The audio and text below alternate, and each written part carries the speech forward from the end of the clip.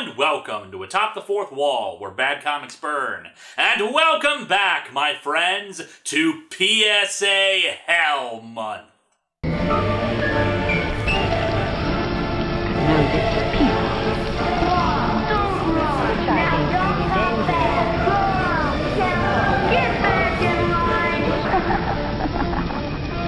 This one has been sitting on my shelf for quite a while. I really should have gotten to it sooner, and it probably requires an explanation, because until I saw Riff Tracks make fun of a short about this, I didn't know this was a thing.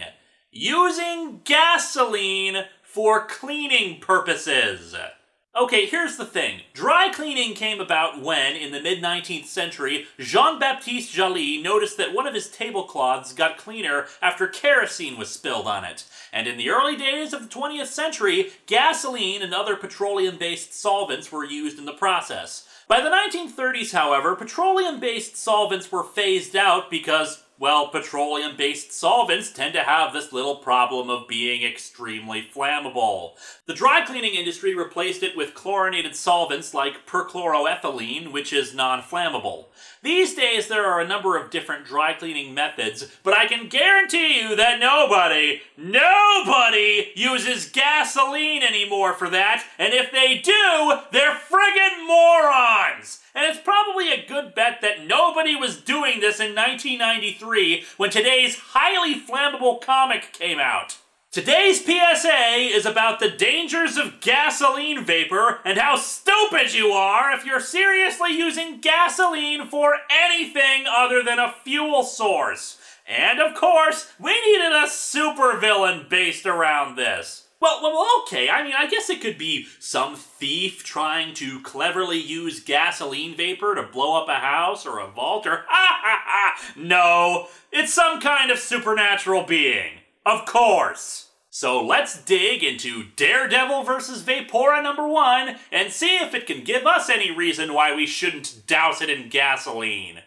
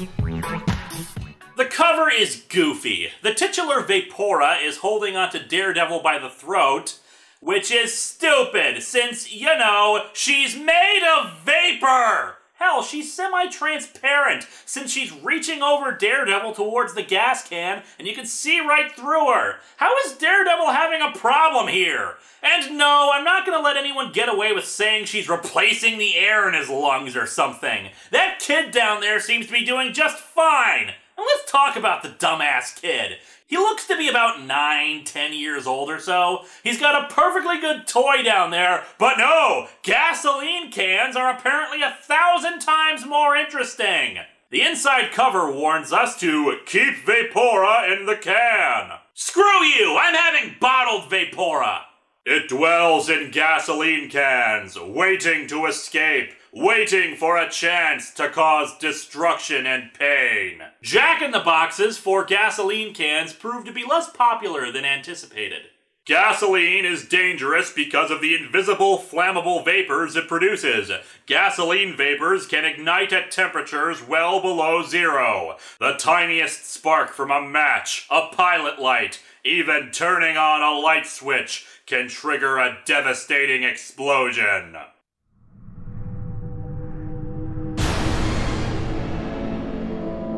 Watching you, you bastard. We open on Daredevil carrying a child out of a burning building. The narration captions talk about the normal home and the little girl named Angel Jusco, who was sent to bed that night. Before Angel fell asleep, she saw her father carrying some rags and a can of gasoline. My damn wife is nagging me again about burning my oily rags collection, but I don't want to get rid of them. Oh, I know! I'll store them at the Centennial Building where I work. Nothing can possibly go wrong storing them there.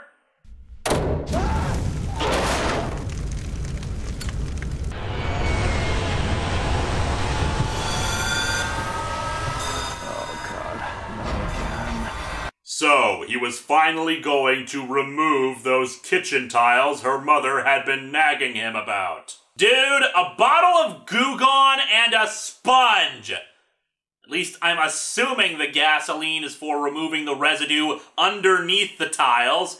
I mean, I guess if he's dumb enough to use gasoline for that, maybe he thought he'd pour the gasoline on the tiles and it would magically dissolve them.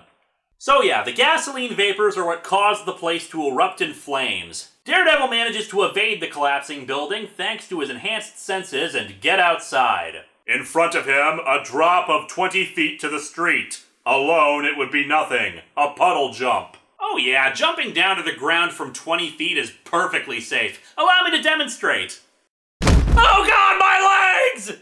However, he gets outside with the girl and hands her off to paramedics. Daredevil hears someone laughing and looks, and I say that with the largest possible quotation marks, back at the building, sensing Vapora emerging from the building and proclaiming, "Die, die, pain, pain, die, die, pain, pain!" Well, at least somebody's having fun, I guess. Anyway, Daredevil's radar sense is confusing him a bit, since it says she's there and then she isn't. Like smoke blowing in the wind. All we are is dust in the wind, my friend. A fireman tells Daredevil that they got everyone out who's still alive, and all Daredevil can do is stare at the inferno. And we, in turn, can look at his goofy expression and the overabundance of cross-hatching on his face that makes him look like he has a 5 o'clock shadow. A week later, Matt Murdock is speaking to the landlord of the building, who's being accused by the district attorney of arson. They say the little girl rescued by Daredevil is not doing well. 3rd-degree burns over 75% of her body, severe smoke inhalation. Doctors don't expect her to live. 3rd-degree burns over 75% of her body? The fact that a little girl in that condition is still alive at all is pretty miraculous. And by the by, the art doesn't make it look like the burns are on over 3/4 of her body. Anyway, the landlord denies having started the fire and wants Matt Murdock's services in defending him. Since Matt Murdock's enhanced senses apparently make him into a friggin' lie detector, he takes the case and assures the landlord he'll do his best. Heartbeat a little fast, but he's angry, not scared. He meant what he said. Voice didn't quaver, didn't skip a beat. He's telling the truth. Lie detector tests are not an accurate assessment of truth, since not only can they be fooled, but you can read things differently. Fear and anger, you can interswap those. He might be angry because he doesn't want to be found out. Fear could mean he doesn't want to go to jail for something he didn't do. A few more days after that, Matt Murdock goes back to the burned-out building with a police officer to investigate. Oh yeah, the burned-out building has got to be 100% safe, especially for a blind person. And yes, I know, enhanced senses, but other people don't know that. He's looking for anything to prove that the landlord didn't commit arson. He thinks it may have been gasoline vapor responsible. You can smell it? Smell what, gasoline vapor? Yeah, gasoline has a pretty distinct smell. Being able to smell it is not that impressive. Well, okay, he's actually talking about the fact that he can still smell the gasoline despite the smoke damage, which would be a stronger scent. The officer states that, indeed, the forensics team has uncovered that it was gasoline vapor, which points towards arson. Wait, no it doesn't. It all depends on where the fire started and how. Maybe a gas pipe got damaged and started leaking. In fact, we never learn any other details in this case or its investigation. Probably because stuff like this can get tracked down, and we'd have to go into the other criminal matters for how he did it and why he'd want insurance money now, or oh, whatever. Why bother having an episode of Law & Order Daredevil Unit when instead we can focus on the gasoline vapor ghost who's watching Matt Murdock and the police officer talk? There is a presence here. The same thing he felt before. It's tied into the fire somehow. Into Angel Jusco's pain. Because it wouldn't be Daredevil without unnecessary melodramatic narration. I see you! You won't hurt anyone else? Wait, why is that a question? You talking to me? Don't you see it? It's some type of vaporous thing! A Vapora! This is some type of comic thing! A comica! The police officer is even more confused by his choice of words. Did I see? I mean, did you hear that? I'm totally not faking being blind or anything. Never mind, it's gone now. Probably just my imagination. It was totally just my imagination, which is why I explicitly pointed it out and even gave it a name. Though it is not human, it is a living thing, cut from the patterns of humanity. Cut from the The hell is that supposed to mean? Though it has no brain, it is knowledgeable. So it's like neutro? It doesn't know the difference between right and wrong? Aware of human carelessness, feeding on human misery and anguish.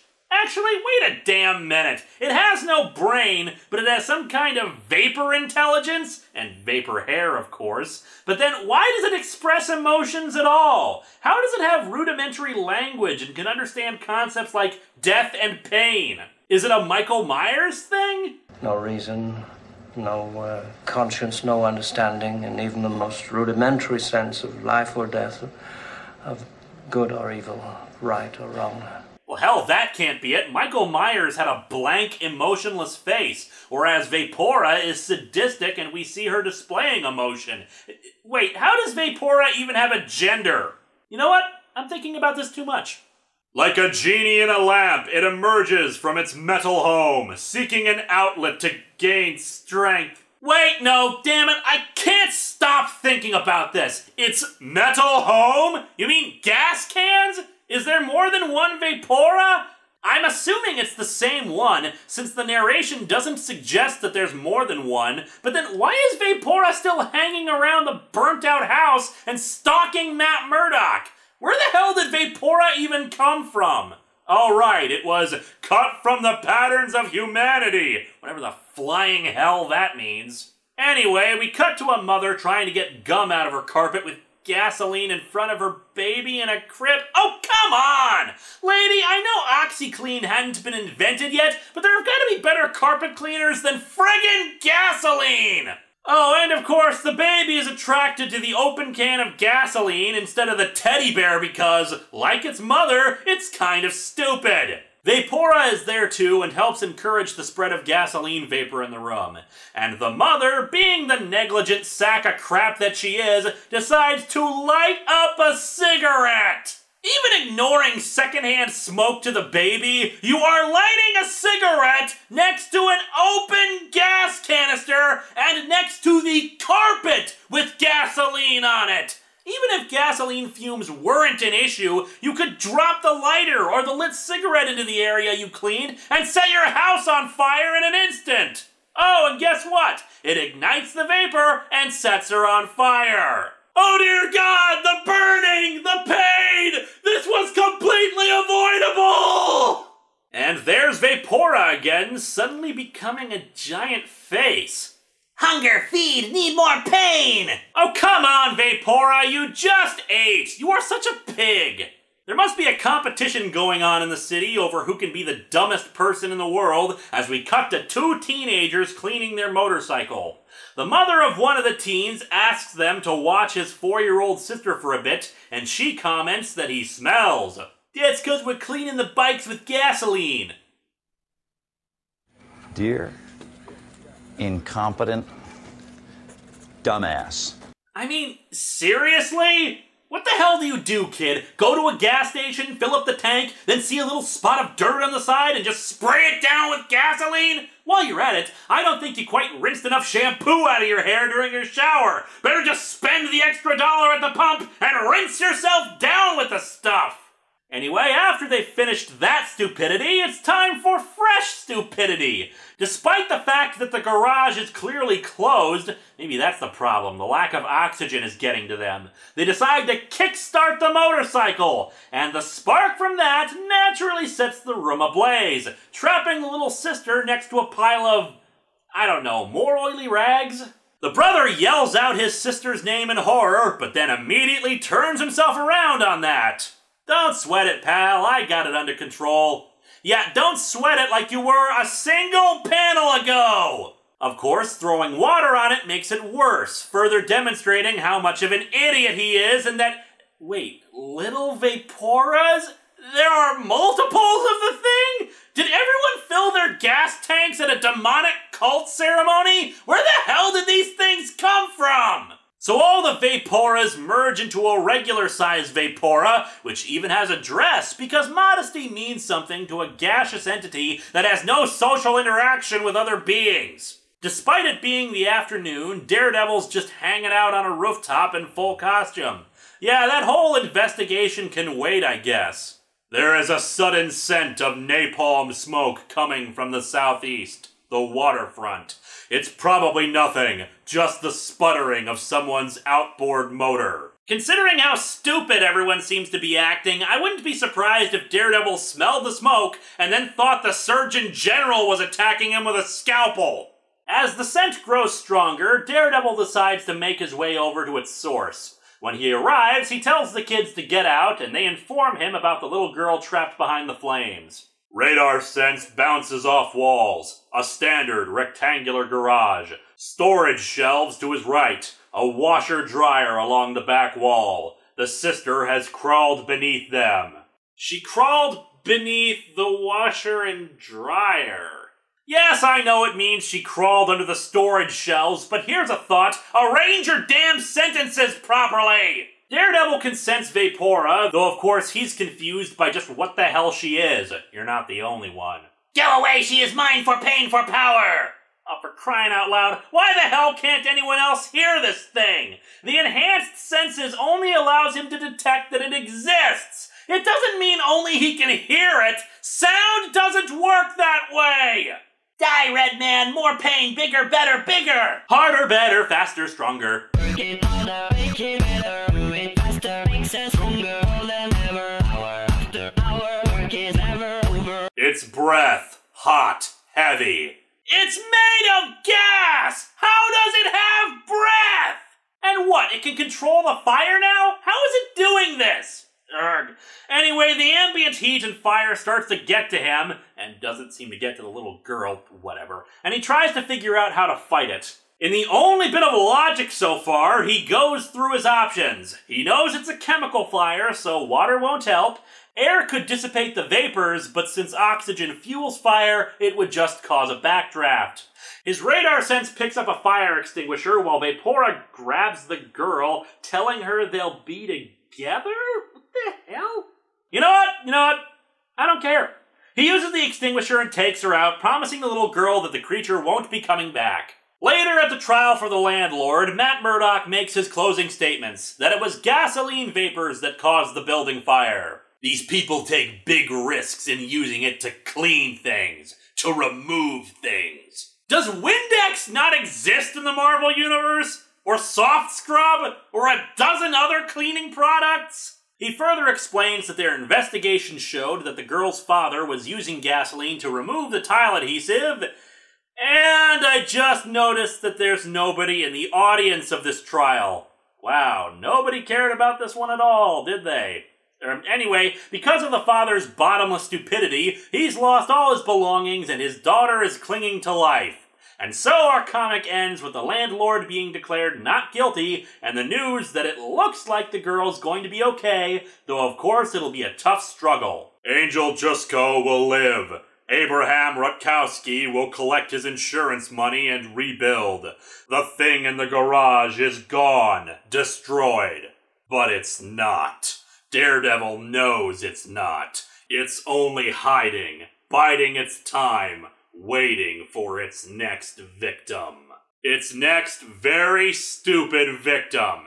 This comic sucks! This is mind-bogglingly idiotic. I sincerely hope that no one in the 90s was actually dumb enough to do the things we saw in this comic. If they did, nothing but my sympathy, but dear Lord, that is grade A, all natural, bottom of the barrel, dumb. The only positive I can say about the story is that at least it knows chemical fires can't be stopped with water. And geez, talk about a friggin' depressing as all get out story. Hell, the new Teen Titans anti-drug story had a little kid die in it, and that left more hope than this burning garage of horror. All I can say is that this is some type of stupid thing. A stupida.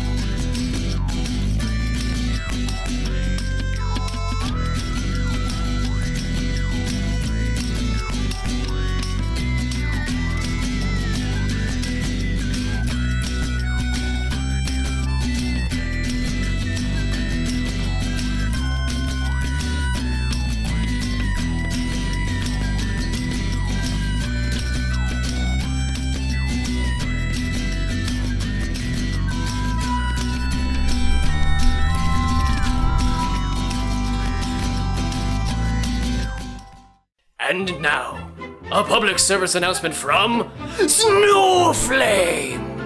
Where is Snowflame's fuzzy slippers? Where is Snowflame's fuzzy slippers?